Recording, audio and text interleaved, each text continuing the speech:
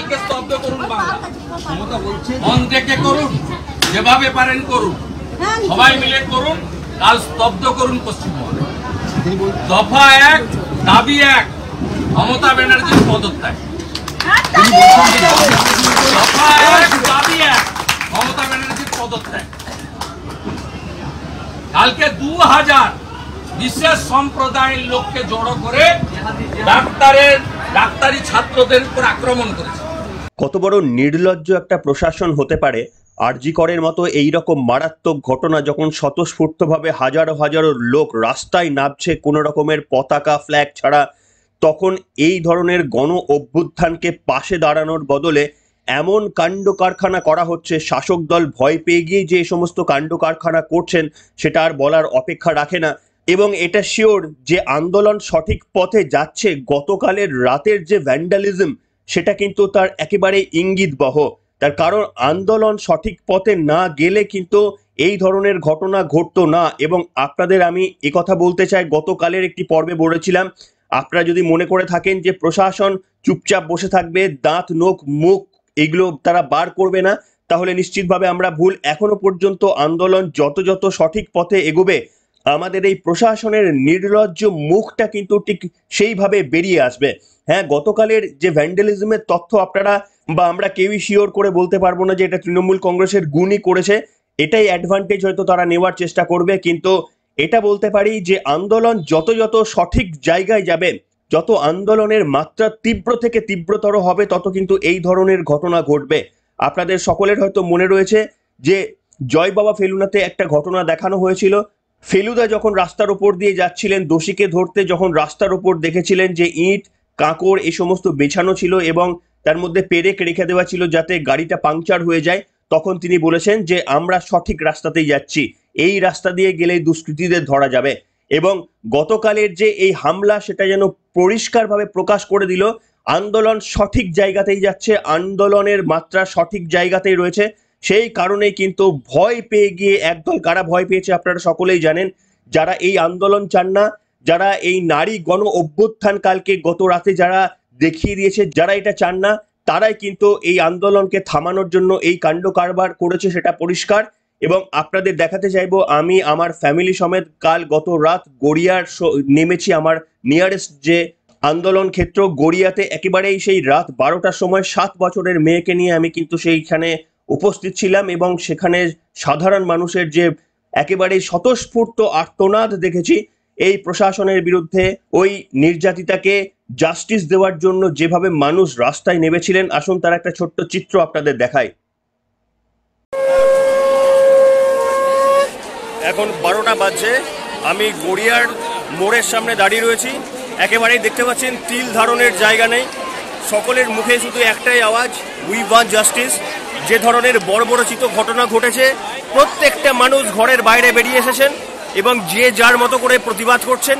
প্রত্যেকে সামিল হয়েছেন এই প্রতিবাদে, ছোট থেকে বড়, আমার 7 বছরের কন্যা পর্যন্ত এখানে হাজির হয়েছে। তার কারণ এই ঘটনার পর আশা করি বাড়ির মধ্যে বসে থাকার কারুর কোনো রকমের কোনো প্রবণতা বা প্রবৃত্তি থাকবে না। আপনারা ভিড়টা একটু দেখানোর চেষ্টা করব। রাত্রির 12টা, আপনারা গড়িয়া মোড়ে আছি, কেউ আপনারা একবার দেখুন, একবার দেখার চেষ্টা করুন ভিড়টাকে, আপনাদের দেখানোর শুধু চেষ্টা করছি, আপনারা একবার দেখুন।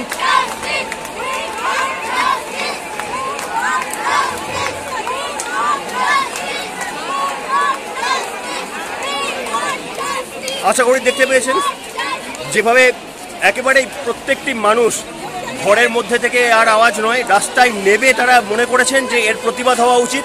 তার কারণ যেভাবে ঘটনাটিকে ধামাচাপা দেওয়ার চেষ্টা করা হয়েছে, প্রত্যেকটি মানুষ রাস্তায় নেমে তাদের প্রতিবাদ জানানোর নতুন করে ভাষা খুঁজে পেয়েছেন। এবং একেবারেই এই ধরনের চিত্র পশ্চিমবঙ্গের বুকে বেনজির।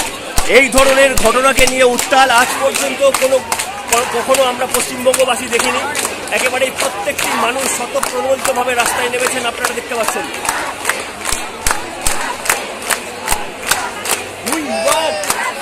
We want justice! We want justice! We want justice! We want justice! We want justice! We want justice! We want justice! We want justice! We want justice! We want justice! দেখলেন বন্ধুরা, আশা করি আপনাদের সকলেরই এই এক্সপিরিয়েন্স রয়েছে। আপনারা যে যেখানে থাকেন নিশ্চিতভাবে আপনাদের একটা বড় অংশ গতকাল রাস্তায় নেমেছেন। যদি এখনো পর্যন্ত নেমে না থাকেন তাহলে আগামী দিনে পতাকা ছাড়া, রাজনৈতিক ব্যানার ছাড়া যে আন্দোলনগুলো হতে চলেছে তাতে পার্টিসিপেট করুন। এই সরকারকে যদি একেবারেই পতনের দিকে নিয়ে যাওয়া না যায় তাহলে কতটা ভয়ঙ্কর এই সরকার হতে পারে আপনারা দেখেছেন। বিরোধী দলনেতা শুভেন্দু অধিকারী একটা দারুণ বক্তব্য বলেছেন। তিনি বলেছেন গতকালে শান্তি বাহিনী, একটা বিশেষ সম্প্রদায়ের শান্তি বাহিনী কিন্তু তারা এই ভ্যান্ডালিজম চালিয়েছে। যে শান্তি বাহিনী সবসময় তৃণমূল কংগ্রেসকে সাপোর্ট করে আসে, সেই শান্তি বাহিনীদের একটা অংশকে জড়ো করা হয়েছিল এবং তারাই গতকালের এই ভ্যান্ডালিজম চালিয়েছে।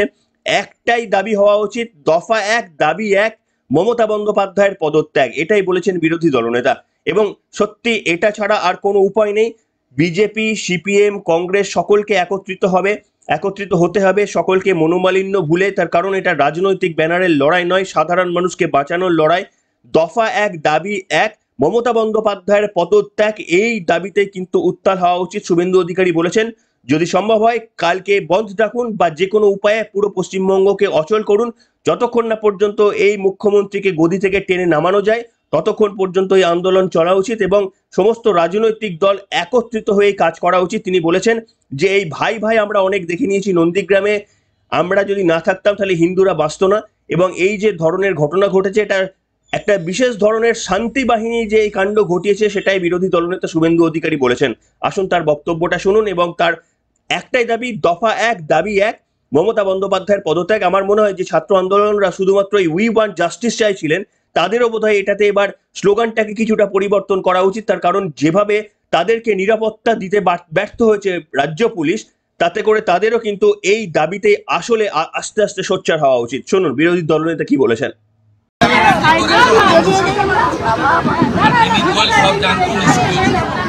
অবিলম্বে আরজিকর ক্যাম্পাস যেহেতু ওখানে প্লেস সরকারের ওই জায়গা নিরাপত্তা বাহিনীর নিয়ন্ত্রণে নেওয়া হয়েছে। আর গতকালের পরিকল্পিত হামলাও তদন্তের দায়িত্ব সিবিআইকে দেওয়া উচিত।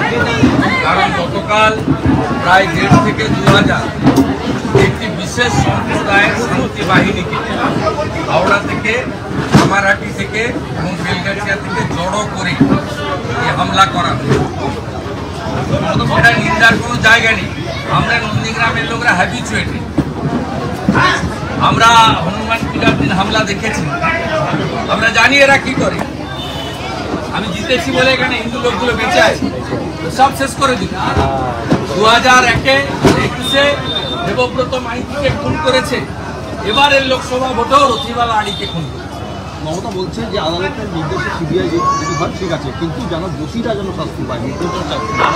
নিজে দফা 1 দাবি 1, মমতা ব্যানার্জির পদত্যাগ। দফা 1 দাবি 1, মমতা ব্যানার্জির পদত্যাগ। এই রাজ্যের সব রাজনৈতিক দলকে বলবো কালকে স্তব্ধ করুন বাংলা।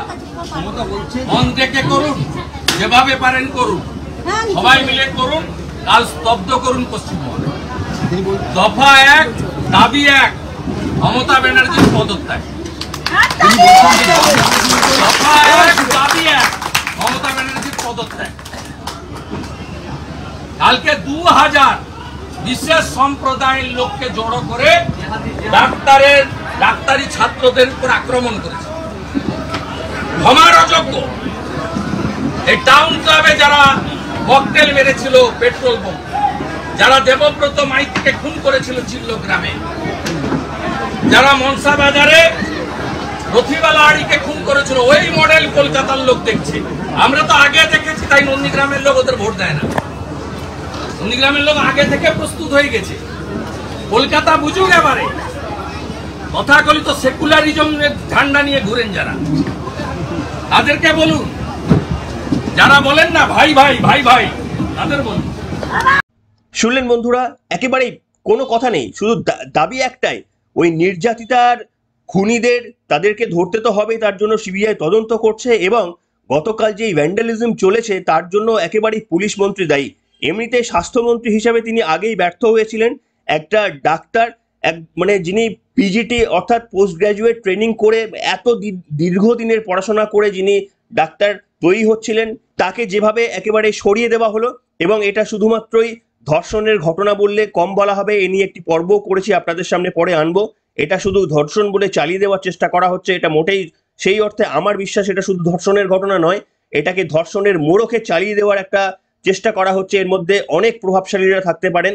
এই যে স্বাস্থ্যমন্ত্রী একজন ডাক্তারকে প্রোটেক্ট করতে পারলেন না, ঠিক তেমনি ভাবে পুলিশ মন্ত্রী হিসেবে তিনি আবার প্রোটেকশন দিতে পারলেন না আন্দোলনকারীদের, কিংবা গত রাতে মা বোনেরা নিরস্ত্রভাবে কোন রকমের ব্যানার ছাড়া শুধুমাত্র এই প্রতিবাদ জানাতে গিয়ে যে দাবিগুলো তুলেছিলেন সেখানে পর্যন্ত পুলিশ মন্ত্রী হিসেবে কমপ্লিট ব্যর্থ হলেন। এরপরে নৈতিকভাবে তার থাকার আর কোনো দায়বদ্ধতা থাকে না। তাই পশ্চিমবঙ্গের যারা মানুষ হয়ে এখনো চুপচাপ বসে রয়েছেন, আমার মনে হয় এটা চুপচাপ হয়ে বসে থাকার নয়, এবং যারা নিজেদের ভুলটা স্বীকার করুন, যারা এই তৃণমূল কংগ্রেসকে ভোট দিয়ে তারা ক্ষমতায় রেখেছেন, তারা নিজেদের ভুলটা স্বীকার করুন। এবার বোধহয় সময় হয়ে গিয়েছে। আপনারা পথে নামছেন কিনা সেটার থেকেও বড় ব্যাপার হচ্ছে আপনাদের কৃতকর্মের ভুলটা চোখে আঙুল দিয়ে যে প্রশাসন দেখিয়ে দিচ্ছে সেটা কি স্বীকার করতে পেরেছেন? এখনো পর্যন্ত কি আপনারা বুঝতে পেরেছেন যে আপনাদের যে রাজনৈতিক স্ট্যান্ড ছিল সেটাও কোথাও গিয়ে ভুল? তা যদি না হতো তাহলে এই রকম অরাজকতা পরিস্থিতি সৃষ্টির পরেও রাজ্যের মুখ্যমন্ত্রী মমতা বন্দ্যোপাধ্যায় তার ভেতর থেকে আর্তনাদ উঠে আসছে না ওই মেয়েটিকে শান্তি দেওয়ার জন্য, মেয়েটির পরিবারকে শান্তি দেওয়ার জন্য, বা তাকে জাস্টিস দেওয়ার জন্য, এই নির্যাতিতা মৃতা মহিলাকে? মমতা বন্দ্যোপাধ্যায়ের গতকালের বক্তব্যে কোথাও সেই আর্তনাদ লক্ষ্য করেছেন? তিনি একজন মাতৃস্থানীয় মহিলা, তার কোথাও আর্তনাদ দেখেছেন? তিনি শুধুমাত্র নিজের রাজনৈতিক গদি বাঁচানোর জন্য যা যা করার সেই করছেন। এবং গতকালের ওই ভ্যান্ডালিজমও কিন্তু তার একটা প্রকৃষ্ট উদাহরণ, কে করেছেন না করেছেন বলতে পারবো না, তবে যারা একেবারে ন্যূনতম বুদ্ধি ধরেন তারা কিন্তু পরিষ্কারভাবে বুঝতে পারবেন এই কাজ তারাই করেছেন যারা এই গণ আন্দোলন, গণ অভ্যুত্থান থেকে ভয় পেয়েছেন, তারাই কিন্তু এই কাজ ঘটিয়েছেন। তাই আপনাদের বলবো একেবারেই প্রতিবাদে মুখর হন। সেটা সমাজ মাধ্যম হতে পারে, সেটা রাস্তায় নেমে হতে পারে। যখন রাস্তায় নামার ডাক দেওয়া হচ্ছে সাধারণ মানুষের, দয়া করে পার্টিসিপেট করুন। এই সরকারকে সরাতে হবে, তা না হলে এই ধরনের ঘটনা বারবার আমাদের সমাজে ঘটবে, কেউ আটকাতে পারবে না। এবং গোটা পুলিশ প্রশাসন যেভাবে দলদাসে পরিণত হয়েছে আপনারা জানেন। গতকালের এই ভ্যান্ডালিজম চলাকালীন আধ ঘন্টার জন্য পুলিশ নিষ্ক্রিয় হয়ে গিয়েছিল, এবং পুলিশ তারা নিজেরাই প্রোটেকশন চাইছিল। পুলিশ বলছিল আমাদের সিভিল ড্রেস দাও, আমরা লুকিয়ে পড়ি কোথাও। পুলিশ লোকানোর পথ খুঁজছিল। এই সমস্ত শান্তি বাহিনীরা যারা এসেছিল, এই শান্তি বাহিনীদের ঠেকানোর তো কোনো কাজই করেনি। সম্ভবত ওপর থেকে নির্দেশও এসে থাকতে পারে যে তোমরা সরে যাও, জানি না, বলতে পারবো না। সেই কারণেই কিনা জানি না আধ ঘন্টা ওই সমস্ত শান্তি বাহিনীদের ভ্যান্ডালিজম চালানোর পুরো কাজটা, মানে জায়গাটা করে দেওয়া হলো। এরপরেও এই পুলিশ প্রশাসনের ওপর যদি ভরসা রেখে আমাদের আগামী দিনে পথ চলতে হয়, তাহলে বুঝতেই পেরেছেন যে কি হবে। আর নির্বাচন একেবারে গুলি মারুন। নির্বাচনে জিতে কোনোদিনই এই সরকারকে ফেলা যাবে না, একটা বুঝতে পারছেন তো? কালকে এই 2-3 দিনের ঘটনা থেকে বুঝতে পারছেন তো যে একটা সরকারের কিভাবে তাদের দায়িত্ববোধ হতে পারে, একটা পুলিশ প্রশাসনকে কিভাবে তারা ব্যবহার করতে পারে। সেখানে শান্তিপূর্ণভাবে নির্বাচন পশ্চিমবঙ্গে কল্পনা করতে পারেন যে কখনো হয়েছে, কখনো হবে? এমনকি এরকম হয়তো দিন আসবে যেখানে মমতা বন্দ্যোপাধ্যায়ের বিরুদ্ধে 80% মানুষ তার বিপক্ষে থাকলেও দেখবেন মমতা বন্দ্যোপাধ্যায় 90% ভোট নিয়ে জিতে যাচ্ছেন। এমনটা হওয়াও কিন্তু অসম্ভব নয়, তার কারণ ভোট জেতার মেশিনারি পুলিশ প্রশাসনকে কাজে লাগিয়ে কিভাবে করতে হয় সেটা পরিষ্কারভাবে এই রাজ্য সরকার বা তৃণমূল কংগ্রেস জেনে গিয়েছে। তাই ওই সমস্ত ভুলে যান। একেবারে অরাজনৈতিক আন্দোলনের মধ্যে দিয়ে প্রতিবাদ আরো কঠোর করতে হবে। গলার স্বর কিন্তু আমাদের আরো বেশি চওড়া হওয়া উচিত, প্রতিবাদের ভাষা আরো অনেক কঠিন হওয়া উচিত। আপনারা সোশ্যাল মিডিয়ায় বলুন, সোশ্যাল মিডিয়ায় কমেন্ট করে নিশ্চিতভাবে আপনাদের প্রতিবাদের ভাষা গর্জে উঠুন। এবং যখন রাস্তায় অরাজনৈতিকভাবে ডাক দেওয়া হচ্ছে পথে নামার, সেটা তো দয়া করে সামিল হন। কি বলবেন? আপনাদের মতামত লিখে জানাবেন এই শান্তি বাহিনী সম্পর্কে। এখনকার মতো এখানে শেষ করলাম।